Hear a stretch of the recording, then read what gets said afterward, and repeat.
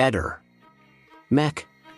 Pallister. Molti degli utenti dei social non hanno idea di ciò che successe il giorno 14/12/2021. Alcuni dettagli conosciuti sono stati opportunamente ignorati o fatti sparire. Dettagli che farebbero cambiare opinione a molti. Siccome ogni singola situazione ha diverse prospettive, molti di voi hanno preso solo le prospettive che potevano alimentare le vostre convinzioni. Se metti 4 persone di fronte a un obelisco cilindrico, ognuno a 90 gradi, faranno ognuno una descrizione diversa. Cambia lo sfondo, la luce, la soggettività di chi descrive. Quindi, qual è la verità? La verità è che l'obelisco è alto 20 metri, tondo con un diametro di 1 metro e fatto di granito. Punto. Liliana Resinovic è morta. Non abbiamo la certezza di come sia morta. Non abbiamo la certezza di quando sia morta. Non abbiamo certezza di dove sia morta. Non abbiamo la certezza che fosse adultera. Non abbiamo la certezza di nulla, a parte la morte. È un quadro freddo, agghiacciante e intriso di apparente lucidità quello che emerge dalle parole del giudice per le indagini preliminari Antonella Minnoni. Nell'ordinanza con cui ha convalidato il fermo e disposto la custodia cautelare in carcere per Mark Anthony Sampson, il giovane reo confesso dell'omicidio dell'ex fidanzata Ilaria Sulla, uccisa con 3 coltellate al collo e il cui corpo è stato nascosto all'interno di una valigia, poi abbandonata in fondo a un dirupo.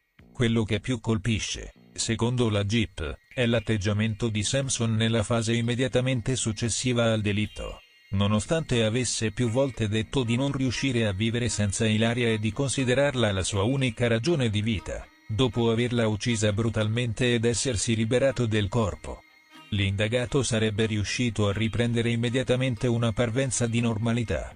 Nessun cedimento, nessuna crisi, nessun turbamento visibile. Al contrario, avrebbe addirittura incontrato un'amica della vittima, con la quale ha consumato un pasto leggero, una piadina, chiacchierando come se nulla fosse accaduto. Durante quell'incontro ha parlato dei presunti problemi che avrebbe avuto con Ilaria, omettendo ovviamente di dire che l'aveva uccisa solo poche ore prima. Parallelamente, discuteva di questioni banali, come il compleanno del fidanzato dell'amica o dei cornetti da comprare per un'altra ragazza, probabilmente immaginaria. Un comportamento che, secondo il giudice, dimostra una totale assenza di rimorso immediato e una capacità di dissimulazione inquietante. Ma la freddezza non si limita ai comportamenti di facciata. Sampson, pur consapevole di aver tolto la vita a Ilaria, avrebbe anche inviato messaggi fittizi al padre della giovane, fingendo che provenissero da lei.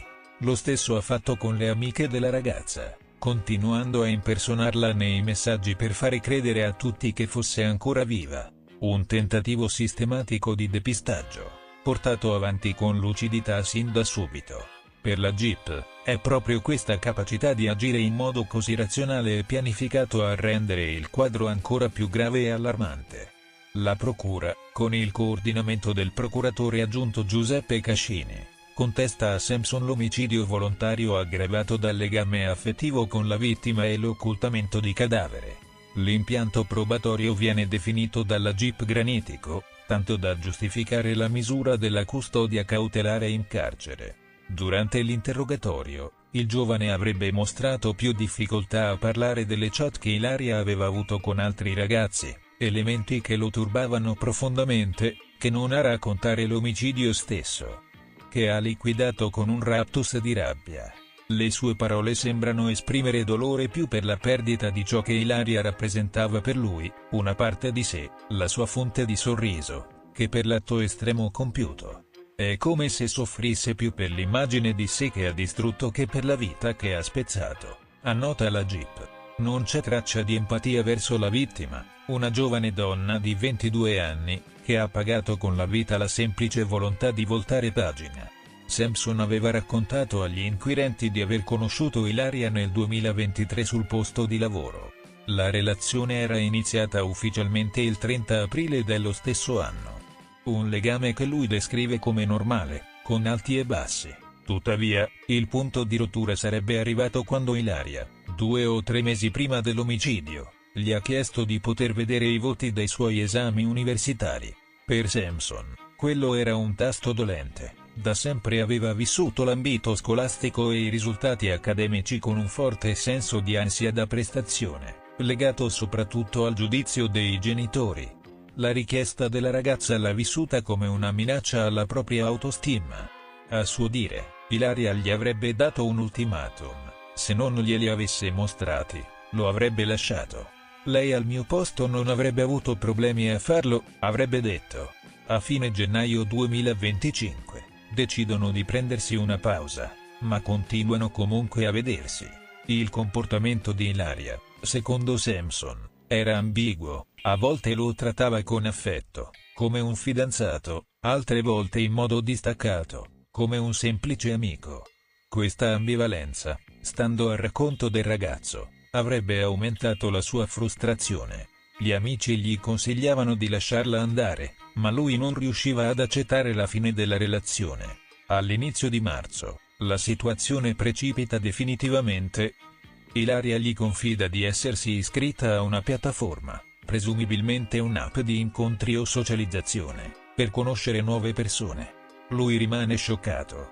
Era inutile usare quell'app per capire se mi amava, le dice. Continuano comunque a vedersi per altri 10 giorni, ma la ragazza appare sempre più distante e desiderosa di autonomia.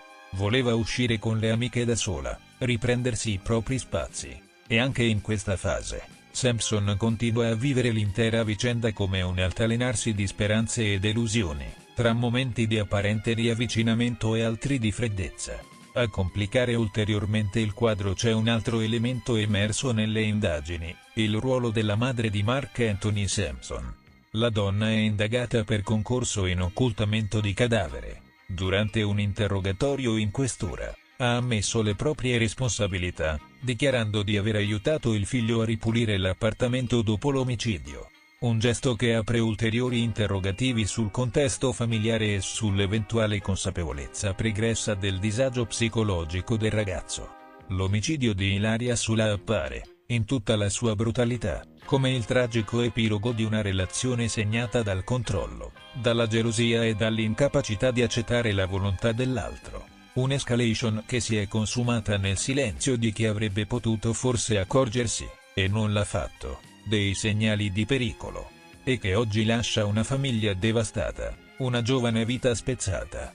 E un ragazzo che, secondo la GIP, sembra provare più dolore per la perdita di un'illusione che per la morte della persona che diceva di amare.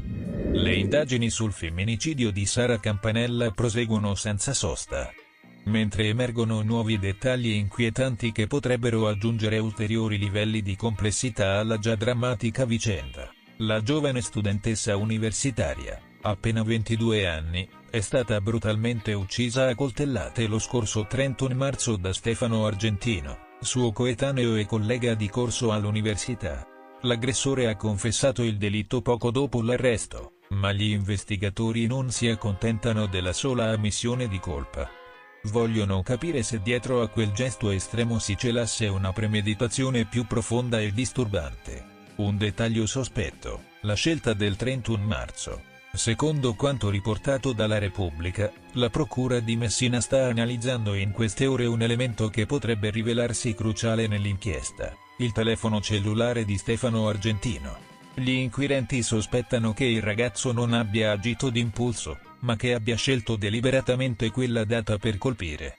Il 31 marzo, infatti, non è una data qualunque. Coincide con l'anniversario del femminicidio di Lorena 40, la studentessa siciliana uccisa a Furcisicolo nel 2020 dal fidanzato. Un crimine che aveva scosso l'opinione pubblica e acceso i riflettori su una delle piaghe più gravi della società italiana, la violenza di genere. Sebbene al momento si tratti solo di un'ipotesi investigativa, le coincidenze temporali non vengono considerate casuali. Gli investigatori vogliono accertare se Argentino avesse una qualche consapevolezza di quell'anniversario e se l'avesse in qualche modo interiorizzato. fino a trasformarlo in un macabro riferimento. Gli accertamenti in corso sul suo smartphone serviranno a chiarire se nei giorni precedenti l'omicidio abbia effettuato ricerche sul caso di Lorena 40.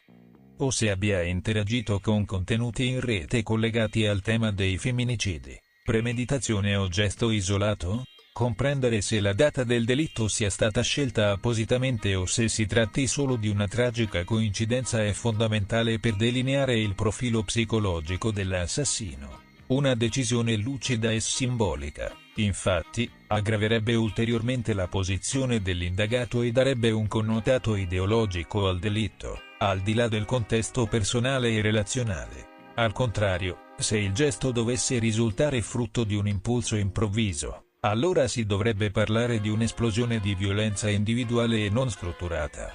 Ma le modalità dell'aggressione, l'uso di un coltello, la reiterazione dei colpi, la scelta di un luogo isolato, lasciano aperti molti interrogativi.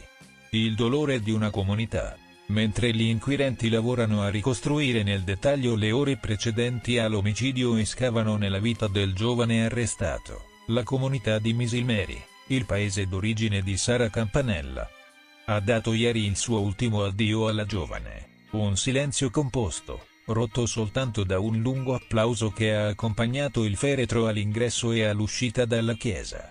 Ad accoglierlo, palloncini bianchi e le note delicate dei Coldplay, una delle band preferite di Sara. Tanti giovani presenti, amici, compagni di scuola e università, stretti in un dolore collettivo difficile da metabolizzare. Il profilo di Stefano Argentino. Nel frattempo, Stefano Argentino è detenuto in carcere da 6 giorni.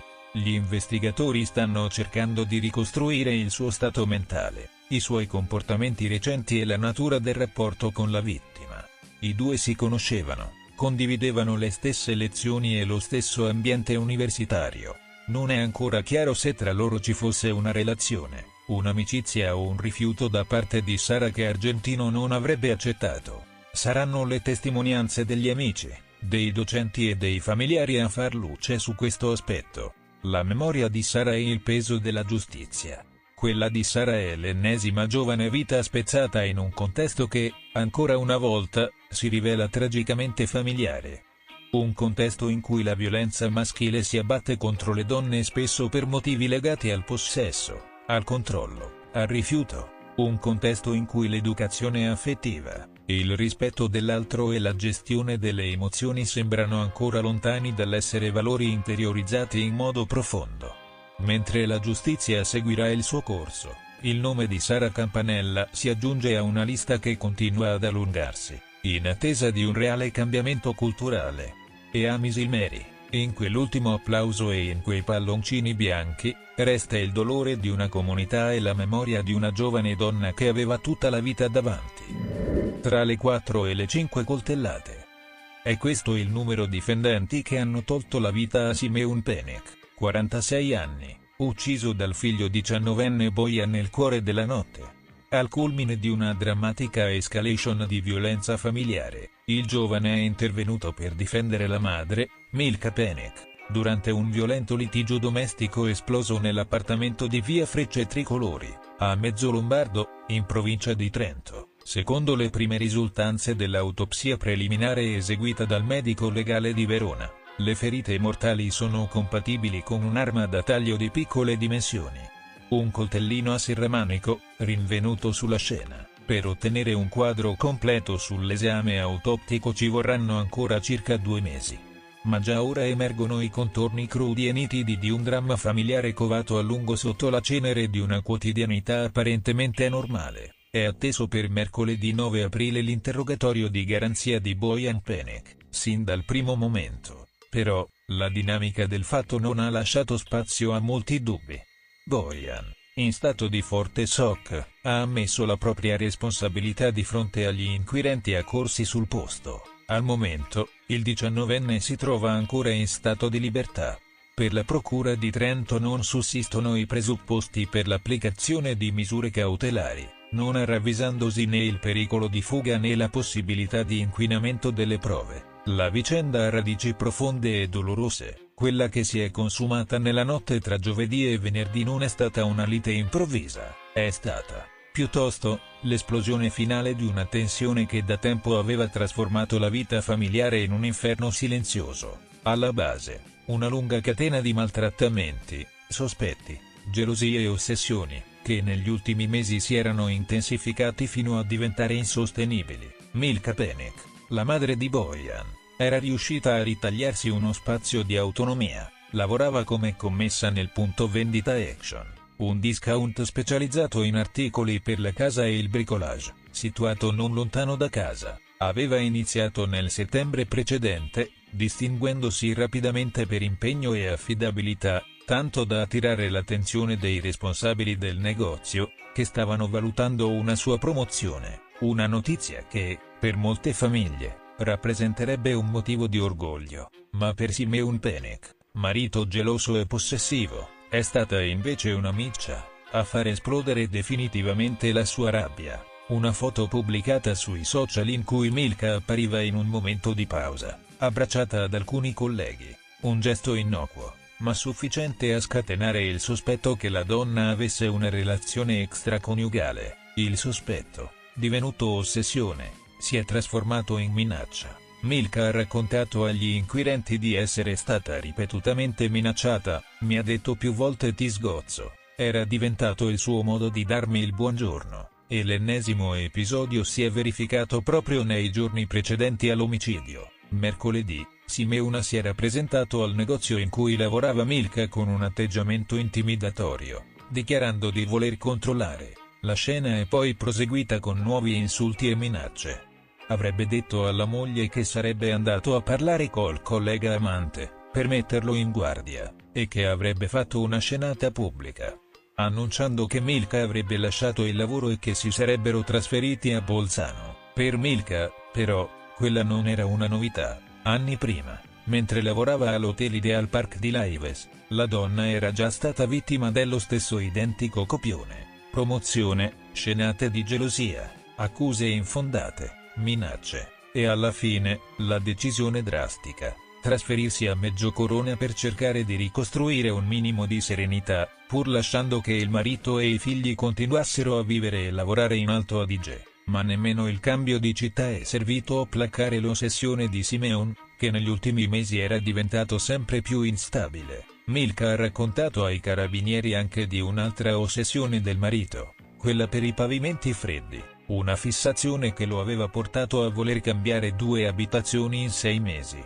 affrontando nuove spese e ristrutturazioni, pur di non dormire in una casa dove, a suo dire, i pavimenti gli impedivano il riposo. Giovedì sera Simeon non era rientrato, e Milka ha subito temuto il peggio. Lo conosco abbastanza per sapere che quando fa così si ubriaca, ha detto, e infatti, l'uomo è tornato a casa in evidente stato di alterazione alcolica, ha ripreso a inveire contro la moglie, terrorizzandola al punto da farle scaricare sul telefono l'app Erario, un sistema di emergenza che permette di chiamare i soccorsi in modalità silenziosa. Ma non ha fatto in tempo a usarla. È stato in quel momento, quando Simeon ha raggiunto la stanza da letto con fare minaccioso, che Bojan ha deciso di intervenire. Pensava che il padre stesse colpendo la madre a mani nude, invece, impugnava un coltello. È nata una colluttazione. E in quei secondi drammatici, il 19enne ha colpito il padre con quel coltellino a serramanico, nel tentativo, disperato, di salvare la madre da una violenza che, temeva, potesse costarle la vita. Il ragazzo ha poi raccontato ai carabinieri che aveva più volte pregato la madre di denunciare il marito, o almeno di chiedere aiuto. Fino all'ultimo, ha voluto fare la cosa giusta. Ora su di lui pende un'accusa di omicidio aggravato, ma per molti, quella che si è consumata a mezzo lombardo non è solo la cronaca di un delitto, bensì il tragico epilogo di una lunga storia di paura, silenzio e resistenza, una tragedia familiare maturata nell'ombra, lontano dai riflettori, in un contesto in cui l'indipendenza femminile è stata vissuta come una minaccia. E l'amore di un figlio si è trasformato, nel momento più buio, in un gesto estremo per salvare una madre che non ce la faceva più. Ehi, non dimenticare di iscriverti a questo canale.